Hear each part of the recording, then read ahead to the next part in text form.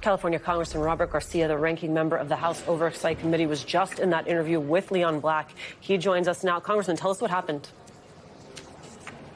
Look, at the end of the day, Leon Black is critical to this investigation. $150 million from Leon Black went to Jeffrey Epstein. There are survivors that we know have actually accused Mr. Black of really serious crimes and abuse. And the fact that he won't answer questions with relating to these NDAs is huge. And for us, for this investigation, what the chairman is doing right now is important.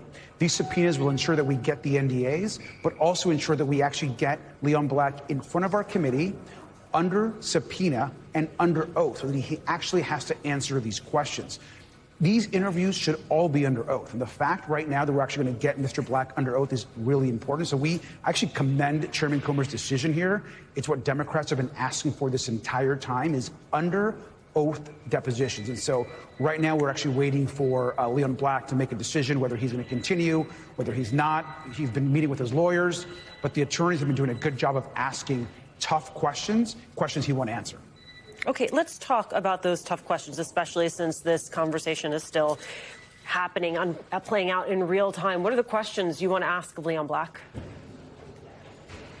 Look, we need to ask Leon Black where and why he gave Jeffrey Epstein $150 million and for what, because at the end of the day, we do not know. We also now know that Leon Black is essentially ending this interview because he's being asked for information about these NDAs, about these women that were abused, that were targeted. And so there's a lot of information that he has. Look, we're just hearing right now that Mr. Black is probably going to walk out of this interview. He's no longer going to continue. But what he needs to understand is that we're going to continue to be able to answer these questions because he's going to have to come back to us under subpoena. And I think that's going to be really important. I'm sorry, Congressman, did you have an opportunity to sidebar with Chairman Comer in advance of his decision, his announcement that he was going to issue these subpoenas? We've been communicating with Mr. Comer the entire time, so I think he's doing the right thing here. But I think right now, I'm glad that Leon Black is going to come back under subpoena and answer our questions. And so, one of the women, think he's going to be coming out here right now in a minute. We'll keep our cameras trained on him. Oh. Turn your mic on, Mike. That is Leon Black walking towards our cameras. He is refusing to continue this interview. He has now been issued subpoena by the chair of the House Oversight Committee. We will check in with our own Michael Schnell on the other side to see if he was willing to answer questions of reporters. Congressman, I want to come back to you because one of the women who accused Epstein of abuse in the files also said he directed her to give massages to Black and to others. Black categorically denied abuse allegations in his testimony. He said he was not aware of any, quote, nefarious activity from Epstein until he was charged with trafficking in 2019. Still, he hired him after his 2008 conviction for solicitation of a minor for prostitution. Were you able to address any of this in the time you had with him? Mr. Black won't answer questions. I think what you just saw right now is exactly why this investigation is so important. There are two men that provided most of the financial support to Jeffrey Epstein. One is Les Wexner, and the other, of course, is Leon Black. And the idea that Leon Black won't answer questions about these multiple NDAs, the fact that he won't answer questions about survivors and women that have made serious accusations, that is why he will now have to come in under oath. And I want to just say, this is, I think, important for people to understand. A lot of these interviews are not conducted under oath. It's been a complaint from Democrats. We want these interviews under oath so they have to actually answer the questions and have to be truthful. And so I think for Chairman Comer to make the decision and to switch strategy and to actually ask Leon Black to actually be under oath and answer questions, I think is actually an important step. I'm glad that's finally happening, and that should be the case for every single interview. Only the majority, in this case Republicans in the House, have the ability to issue subpoenas unless there's a bipartisan vote. So this is a good moment for this investigation. And Leon Black is at the center of Jeffrey Epstein's crimes. He was very friendly with them. They were described as being best friends, and he has an enormous amount of information. I will add one other thing. There's reporting that Leon Black also possibly traveled with President Trump. There's connections to Russia. There's connections to trafficking. So all this information has got to come out. Okay. This is the work you are doing inside the House Oversight Committee.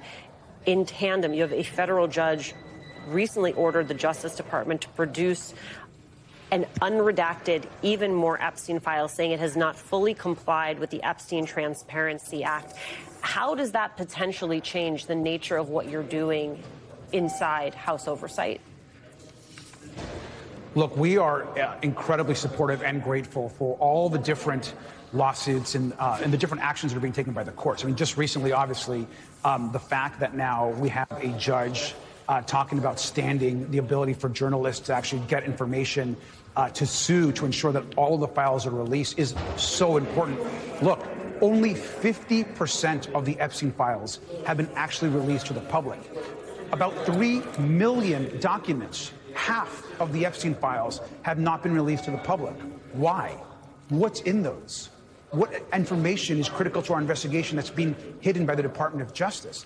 It's for these reasons that Todd Blanche, Kash Patel, and so many others need to be in front of our committee, but in front of our committee under oath. And I'm so glad that Leon Black, who has been at the center of this investigation and our work, will now have to come back under oath. We had an enormous amount of questions for him, and I'm glad we're going to be able to answer those with the security of an under oath testimony. We begin with a federal judge doing something that is rocking the Trump DOJ, ordering DOJ to release even more Epstein files, including unredacted ones that could come within a week. In response to a filing alleging DOJ failed to comply with the Epstein law. We all remember how that went. There were delays, there were redactions, there were mistakes. This is new, though, and this involves the work of intrepid journalists, survivors, other critics who have stayed on the case. The judge ruling that because the underlying lawsuit made these valid claims and the acting Attorney General Todd Blanche on behalf of Trump didn't really engage, didn't respond substantively to those valid legal arguments, he effectively, and this is where strong arm in the courts can backfire on Trump, the judge found that they effectively, quote, conceded violation of the act. That's the Epstein law. So the DOJ has until the end of next week to release the records or go back to court. And this comes at a time where the ongoing pressure has coordinated. In other words, that lawsuit was going, the judge decided when to rule, but what you see today on your screen is another big day of blockbuster testimony happening on Capitol Hill. The scandal roaring back despite Trump's best efforts to get Republicans to stand down. Well, Trump has failed on that. Billionaire Leon Black went into a closed-doors interview, and if you want to get a sense of whether it mattered, whether he was facing uncomfortable, tough questions, well, he stormed out of there before it was over. So more on that tonight, and our guests will break it down. But just to remind you, Black was such a key figure in Epstein's orbit because while other people came and went, some said they had no idea what was going on or they never exchanged money, Black was a much bigger deal. The Times reporting Epstein's friendship with Black was basically, quote, the most important relationship he had with someone in that rich and powerful circle. There were other rich and powerful people. Some of them had sporadic contact or a group dinner here or there that many of those people have now said they regret. But this was, according to the Times, the most important. Black kept Epstein afloat financially, even after the 2008 conviction for soliciting prostitution from a minor. And all of that is context for how today, all these years later, because of all the things we've all lived through as a country, the pressure on Trump, the way this became a bipartisan issue, the way that even after the documents, the files came out, members of Congress kept pushing, and I should mention, including some Republicans who crossed Trump on this because they said it mattered. All of that leading up until this day, with the pressure on Black to do something that he dodged largely, which was appearing in this kind of high-stakes testimony. And he didn't want to answer these questions. He didn't want to get into alleged hush money payments. He didn't really have great answers, as I'll show you, about why he paid so many millions, over $160 million, to Epstein. And there was a general sense that he was dodgy. We have had many of these depositions and interviews, and this is the first time as someone actually walked out in the middle of it. This is also the first time I heard someone gush poetically about how smart and how great Jeffrey Epstein was. It's also clear that Mr. Black knew of Epstein's past conviction and plea deal and also was unbothered by it. Leon Black was arrogant, he was smug, he refused to answer the questions. That's the view of several of the Democratic lawmakers. Now, to give you the accurate full picture, Black and his lawyers arranged for him to come in voluntarily. Now, that would be a good thing if he voluntarily participated throughout. But it looks a lot more like a kind of a bait and switch because he came in voluntarily but then wouldn't answer questions, including foreseeable questions. There is documentation about him sending money to women related to the Epstein case. There is reporting that there may be NDAs. The thing about reporting on NDAs, though, is if you don't actually get a hold of them and both parties have legal agreements and sanctions and hanging over them to not admit them, it can be hard to get to the bottom of that. But these were not kind of oddball, unfair, random questions. These are the kind of things that you would expect a participating witness to prepare for, refresh their memory, talk to their lawyers, and answer. Instead, Black was, according to many, and the Republicans and Democrats appear to agree on this point, dodging things and not willing to get into those NDAs, the non-disclosure hush money agreements at all. And so that led to this very unusual development where basically during the interview he got a legal subpoena. That's them kind of calling his move and saying, yeah, you said you'd come in voluntarily, but we have methods to make you talk. We are Congress. People go to jail sometimes for violating subpoenas. You probably remember the Navarro and other cases. So they gave him that, telling this billionaire they're going to be tough. The top Democrat, Robert Garcia, discussing that. We actually commend Chairman Comer's decision here. It's what Democrats have been asking for. These subpoenas will ensure that we get the NDAs, but also ensure that we actually get Leon Black in front of our committee under subpoena and under oath so that he actually has to answer these questions. These interviews should all be under oath. 2 quick points there. On substance, using actual pressure with teeth to get more information about this. That's the substance of subpoenaing someone even who tried to, with his fancy lawyers and big plans, tried to use a voluntary appearance to maybe just get by this. So that's substantively what's happening, pressure. On the politics, and Congress is full of politics, what you just heard was a Democrat, quote, commending a Republican on that committee for using those tactics, which is a reminder that for all of the partisan rancor and all the failures that we've seen, this issue does seem to go differently. Mr. Garcia, who I just showed you there, has been on this program. He's talked about how they want to work whichever way they can, including with Republicans who are willing to go forward on an investigative basis. Now, that doesn't include Trump or Blanche, Republicans who have been fighting this tooth and nail. But if it includes Chairman Comer today, well, you're seeing that bipartisanship, at least on this subpoena issue. Now, we did hear from Black, and as always, I want to tell you what he's saying. I showed you the criticism of him, I showed you the pressure, but this is also a time for learning. And just like any court case, you want to learn both sides to make up your own mind. But if you think of Black here as the kind of civil witness in this process, here's what he was saying. He claims he was duped by Epstein, that over $60 million was actually basically tricked out of him, even though he is supposed to be a pretty sophisticated banker, that financial advisory fees, he were told, were tax deductible, so he thought they would actually cost him a lot less. Now, let me pause right there. That's his defense of forking up tens of millions of dollars for these tax services. But it's not really conceivable that someone at the top of the financial industry, a billionaire with hordes of lawyers, lawyers at his capital firm, personal lawyers, civil lawyers, been around the block a couple decades, done big deals, that he wrongly thought that business services would be tax deductible, like some kind of charitable donation. Any lawyer, anyone in finance knows all about that and wouldn't really fall for that. So I'll tell you what he said, but I'll also tell you the strength and the credibility of that particular defense. Now, he's also denied any wrongdoing or knowledge of Epstein's criminal conduct. And we should note he has not been pursued criminally thus far. Black's ties to Epstein, though, are deep. The phrase, quote, please call Leon Black, appears over 300 times in the Epstein files. So either you believe these two men were constantly discussing tax policy, or there were calls about other things. Then there's that money I mentioned already that Black said he thought it was less, but the actual total charge was about $170 million across 6 years. So either you believe that that was all for tax services, and you could have a pretty big tax bill and still not want to pay $170 million to avoid it. You might just put that money towards the bill. But either you believe that, or, as these investigators have said, there's more to the story. Because the Times reporting suggests that Epstein was doing other non-tax services for Black, including being a type of fixer. What that actually means and entails is still under investigation. The Times also reporting that Epstein did do that financial work, that despite his financial dependency, Epstein believed he still had power in the relationship. The pressure campaign appeared to work. Black, one of the richest Wall Street figures, continued to fork over tens of millions of dollars.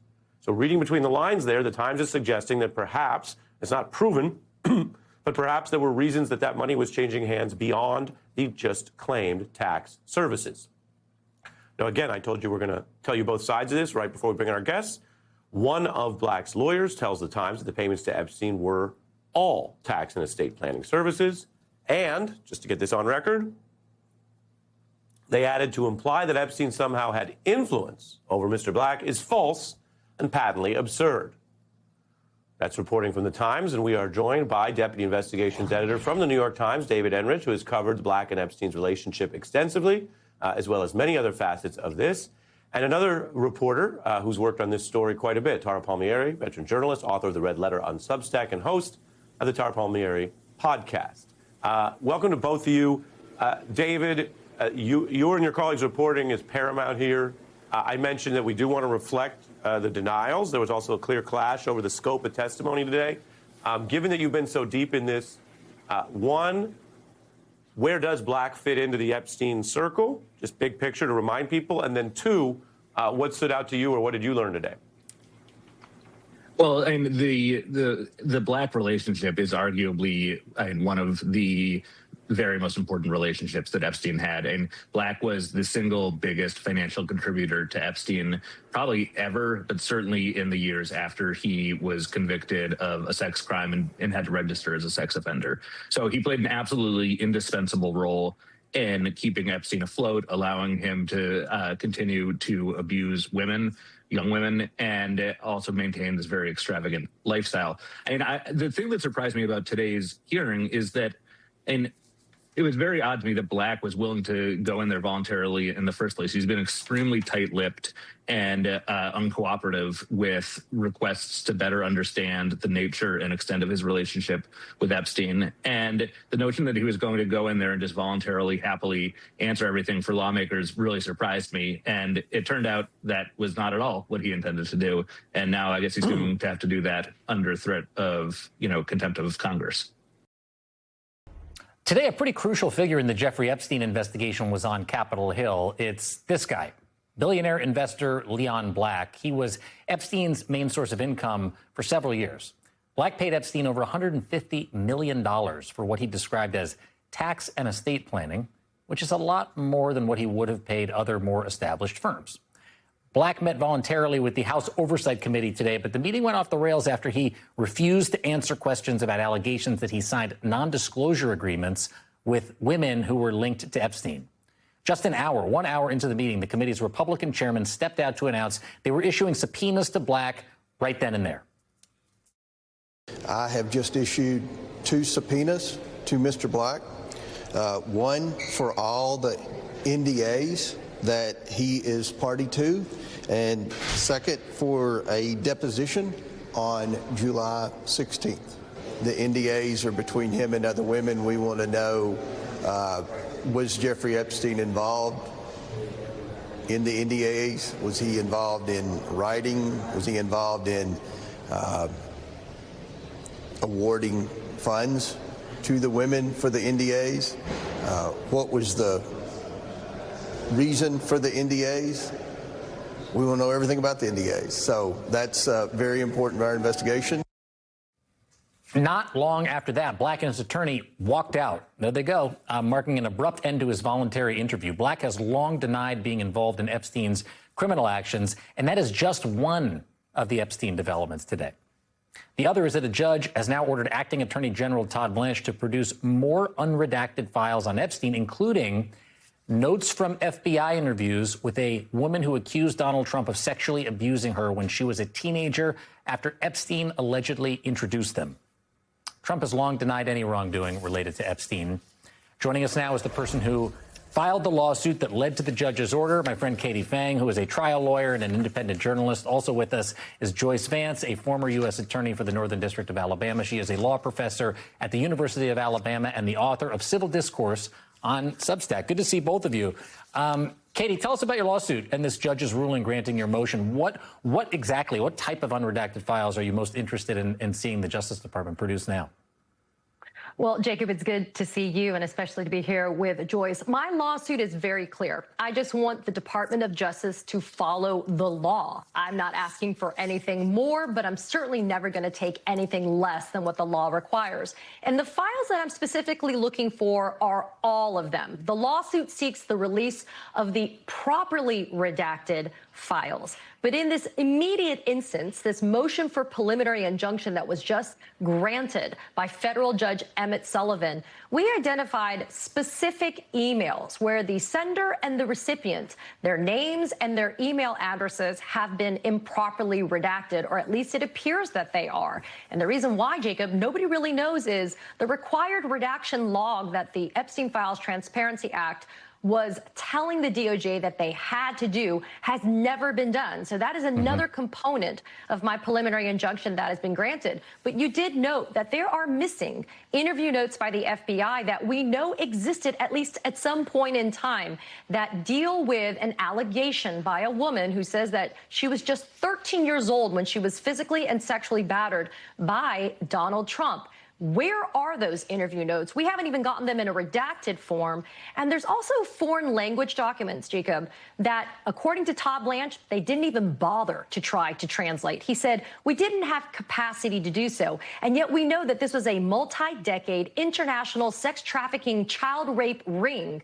And the fact that the DOJ thinks that we, and specifically me as a journalist, am just supposed to take it as it comes, just goes to show their level of arrogance. Judge Sullivan noted in his 48-page order that Todd Blanche conceded that he has violated the Epstein Files Transparency Act. And I think somebody who wants to be the permanent Attorney General of the United States should be required to obey the law.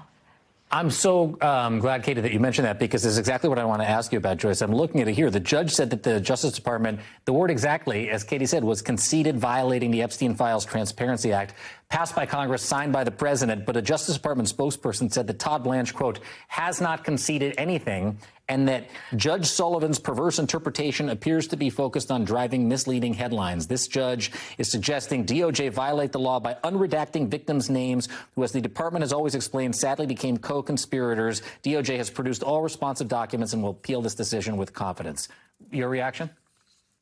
I worked for a Justice Department that didn't insult federal judges after they made decisions in the cases in front of them based upon the evidence. And I think it's still shocking to hear that. It's become somewhat predictable, and particularly in this setting involving the Epstein files, where Katie's lawsuit, let's just brag on our friend for a minute and say that this is a nice piece of litigation. It's very narrowly tailored.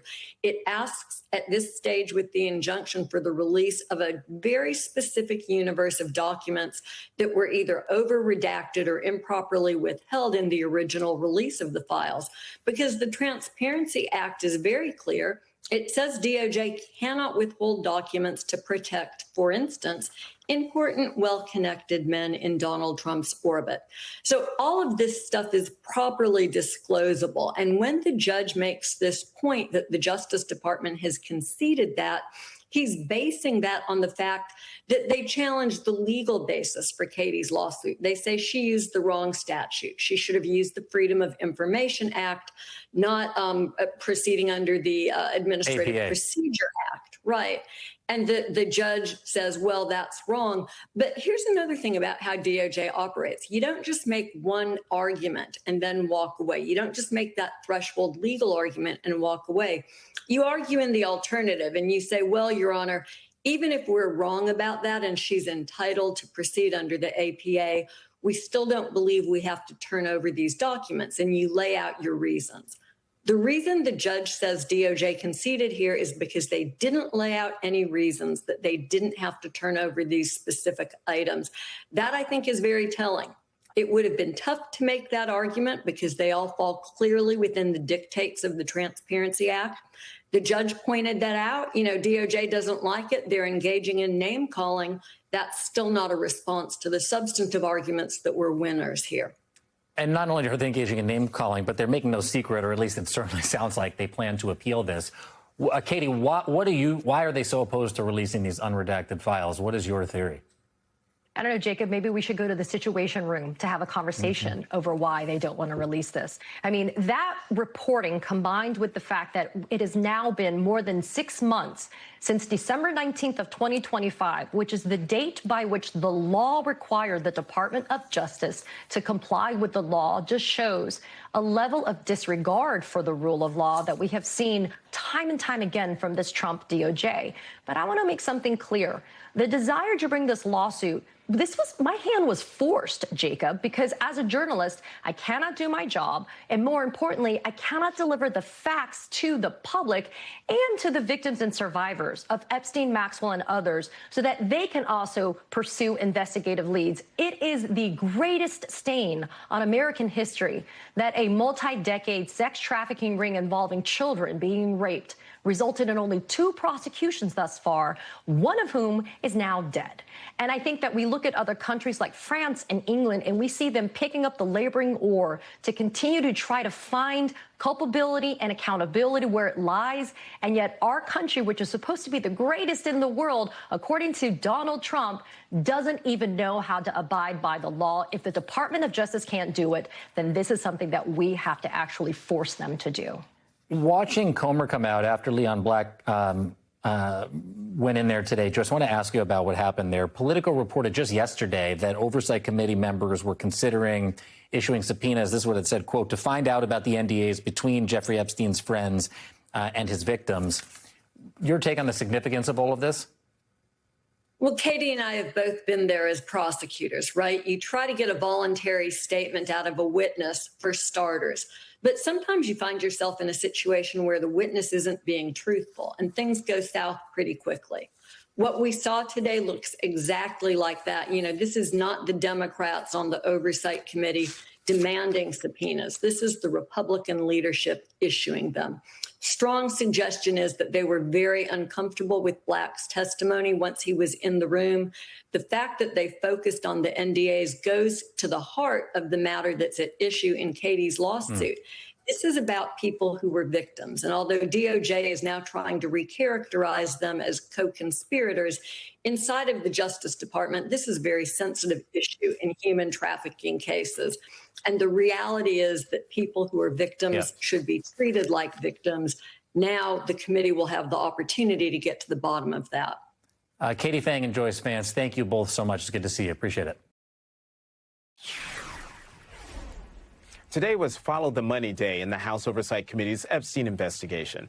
Taking the recommendation of Democratic Senate Finance Committee ranking member Ron Wyden, billionaire Leon Black, the former CEO of Apollo Global Management, was on Capitol Hill this morning for a closed-door interview about his financial and personal relationship with child rapist Jeffrey Epstein. Black has denied any wrongdoing with regards to Epstein and says he paid Epstein for tax and real estate planning advice. But the House Oversight Committee didn't get much out of him today. When Black tried to stonewall, the committee slapped him with 2 subpoenas right then and there. MS Now reports House Oversight Committee Chair Congressman James Comer subpoenaed billionaire investor Leon Black on Friday, saying he had refused to answer questions about allegations that he signed non-disclosure agreements with women tied to Jeffrey Epstein. One subpoena is for Black to appear for a deposition under oath on July 16th, and the other is for the NDAs he allegedly signed with women in Epstein's orbit, said Comer. Both Chairman Comer and Congressman Robert Garcia, the top Democrat on the Oversight Committee, spoke to reporters after Leon Black's terse interview. There's no question that as soon as this interview started, that the witness was not going to answer critical questions. I mean, when you ask questions about NDAs that relate directly to women and possible abuse, and you're unwilling to answer questions, I think we got to elevate this. And the reality is that Mr. Black was unwilling to have an important conversation. And so the subpoena for the documents and the subpoena for him to appear were absolutely the right moves and the right decision. We need the NDAs to be able to move forward with the investigation. I'm surprised that they knew what we needed when we came in here. We were hoping we would get it. We didn't. So the subpoena's been issued, and we're serious. We're going to get those NDAs, and he's going to answer questions. Following today's interview, our next guest, Democratic Congressman James Walkinshaw, posted on social media, billionaire Leon Black thought he could avoid accountability by refusing to answer questions and walking out. Instead, he left with a subpoena. The American people deserve answers. We'll see you in July. Joining us now is Democratic Congressman James Walkinshaw of Virginia. He is a member of the House Oversight Committee and was in today's closed-door testimony. Congressman, first, walk us through who Leon Black is in the Epstein web. Leon Black was a close friend of Jeffrey Epstein, a close friend who paid Epstein $158 million, supposedly for tax and accounting advice, despite the fact that Epstein was neither a tax attorney nor an accountant. Leon Black also has been accused of sexual abuse by multiple Epstein survivors, and he paid some of those survivors to sign NDAs. Those NDAs were the subject of today's interview and the reason for the subpoenas that were issued today. What questions did you want Leon Black to answer today? I wanted to answer questions about the circumstances surrounding the NDAs, whether Jeffrey Epstein had any involvement in the NDAs. There are some emails in the files between Jeffrey Epstein and his lawyers suggesting that Epstein was surveilling women on Leon Black's behest.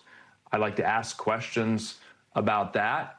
But fundamentally, Leon Black is the subject of a number of very serious and credible allegations of sexual abuse. No one has gotten to the bottom of those, primarily because of the NDAs, and our committee is working hard to get to the bottom of those allegations. You know, last week, staffers from the House Oversight and Judiciary Committees visited the federal prison where Jeffrey Epstein's co-conspirator, convicted child sex trafficker Ghislaine Maxwell, was transferred following her interview with Todd Blanche when he was deputy AG, a prison that has been compared to a summer camp. What did those staffers see? They saw the very cushy circumstances that Ghislaine Maxwell was transferred into after her very out of the ordinary interview with then Deputy Attorney General Todd Blanche. What they didn't learn there is why or how she was transferred. And I think the reason they didn't learn that there at the prison is that the decision was made in Washington to transfer her to that much more comfortable situation by Todd Blanche. This week, MS Now reports a federal judge ordered acting Attorney General Todd Blanche to produce more unredacted files related to Jeffrey Epstein or demonstrate by next week why the Justice Department was justified in withholding or redacting the files at issue. Congressman, with 3 million Epstein files still yet to be released, do you have any confidence that Todd Blanche will comply with this order? Well, the Department of Justice already signaled today that they're going to appeal this order, so I think that legal battle will continue. But when you read the ruling from the judge today, it is crystal clear that Todd Blanche and the Department of Justice broke the law. They illegally redacted files. I think there are a lot of reasons they illegally redacted files. Certainly one of them was to prevent further embarrassment of the president, Donald J. Trump. Congressman James Walkinshaw, the great Commonwealth of Virginia, thank you, as always, for coming to the last word. Thanks, Jonathan. Here's the vice president last night comparing Donald Trump to Richard Nixon. I'm actually fascinated by Nixon as a character in history. I think that his historical legacy is enjoying a bit of a renaissance, but I think deservedly so. As I joked with Robert backstage, if Watergate happened tomorrow, it would be like a 12-hour news story. Like, the idea that it would have taken down a presidency is crazy.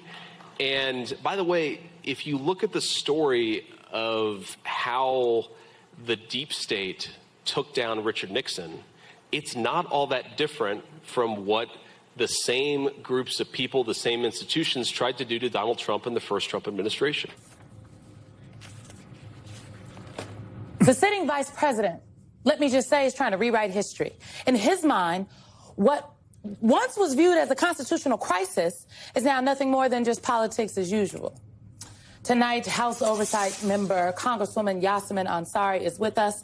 But first, I think the J.D. Vance, that clip is very important and is very telling, and it's not something people should just, again, laugh off and push to the side.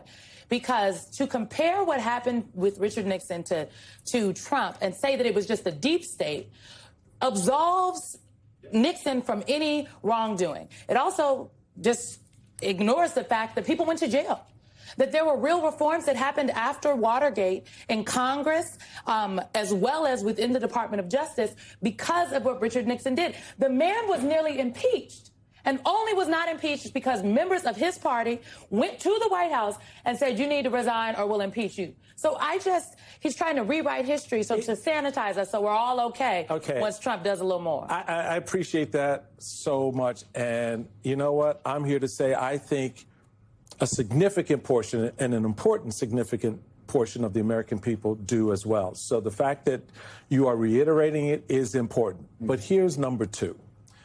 Y'all know damn well there was no deep state that undid Richard Nixon.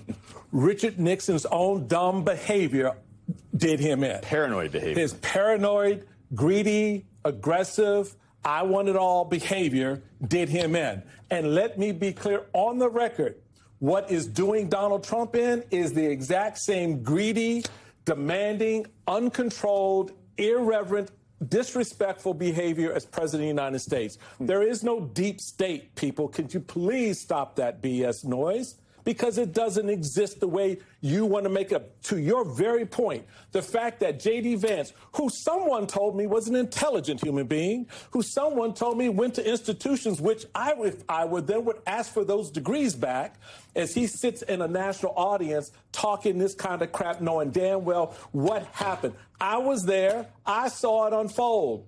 I saw the reactions real time from my parents and neighbors and friends to what Richard Nixon did. No one's in secret cubbies, Luke, talking about some damn deep state. Actually, he was in the secret cubby. Right. He is the damn deep state. Thank you. He was in the cubby. What is a common thing that we've seen in this administration is this idea that nothing matters. Right. Mm-hmm. January 6th doesn't matter. It was just a little dust-up of some patriots trying to be heard. Richard Nixon and Watergate doesn't matter. That was just a misunderstood situation where the president may have engaged in all these illegalities. He may have fired a special prosecutor. Remember the Saturday Night Massacre, of which all these successive attorney generals resigned rather than carry out illegal orders? No, none of that matters. I come back to this week. What has mattered for this administration? The reflecting pool. Someone putting their finger in the water of the reflecting pool. We got to get the National Guard out. We got to get these massive new AI security cameras down there. We need to get out-of-state police down to the reflecting pool because that matters because the president's upset about it. What doesn't matter? The Epstein files. The Epstein files that the King of England's brother got caught up in and had to lose his position. The Epstein files that caused Bill Gates his marriage. The Epstein files that caused the current Prime Minister of England a lot of headache that has basically led to his resignation. There you go. So all these things don't matter. The reflecting pool does matter, but it brings us back to the Epstein files. Why doesn't that matter? Because, frankly, the president said Jeffrey Epstein, or there's allegations that they were best friends. And we do know that the president said to him in a birthday message, what was the quote? May every day be another wonderful secret. I think that that would matter for the American people to know why the President of the United States has such a relationship with somebody who has taken down a prince, taken down one of the world's richest men, and taken down, to some degree, a prime minister. I mean, Congresswoman, if we could bring you in here, because Luke makes such an important point. And to be clear, the Jeffrey Epstein and the Epstein files was never just about Jeffrey Epstein. It was it's also about the network of wealthy and well-connected people that helped power his enterprise of pedophilia, for lack of a better term. Did you learn anything new today in the depositions? Oh, pardon me, not depositions, because there was no subpoena.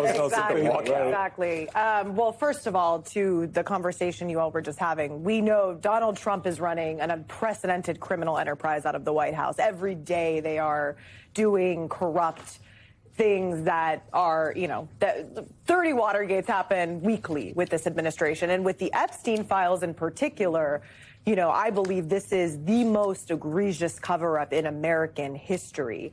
And today we had Leon Black. Leon Black is somebody who gave Jeffrey Epstein $170 million after he was convicted in 2008. So he was a known, convicted child sex trafficker. And Leon Black knew that. He himself has horrific allegations against him, NDAs.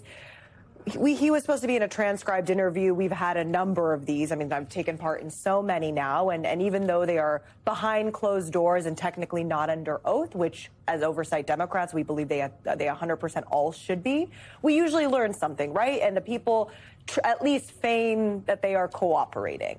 Leon Black barely made it today through the Republican hour. Typically, how it works. It's crazy. Oh, now can you tell us? Oh my God! What happened? So as much as you can share. Couldn't hit the batting practice. We can share all of it. So actually, the first hour is Republicans, and it would have gone to a Dem hour, and sometimes it goes on for 7 hours, right? During that first hour, I will say the Republican staff members today, the council, they were asking hard questions. They were not going easy on Leon Black. And once it got to the subject of his NDAs, because he had a number of NDAs with women associated with Jeffrey Epstein who've accused him, et cetera, he would confer with his lawyer and then, say, we're not answering any questions as it pertains to this. If I'm recalling correctly, he even left the room to discuss it and then came back, said they're not going to talk about it. And then that's when the Republican chairman, James Comer, issue 2 subpoenas because it's just unacceptable. I mean, again, we've done these before. I have not found people like Howard Lutnick or Les Wexner credible, but they've gone through the process. They have taken part. It needs to be under oath, but they've taken part. This guy, it was clear, he was not going to answer any questions. So 2 subpoenas, one for the NDA, one to have him come back under oath. So this is big. I think hopefully it sets a precedent for the Republicans that every single one of these interviews needs to be in the form of a public hearing. And that's why when we take the majority, we need to bring every single one of these people we've had already back in front of the committee.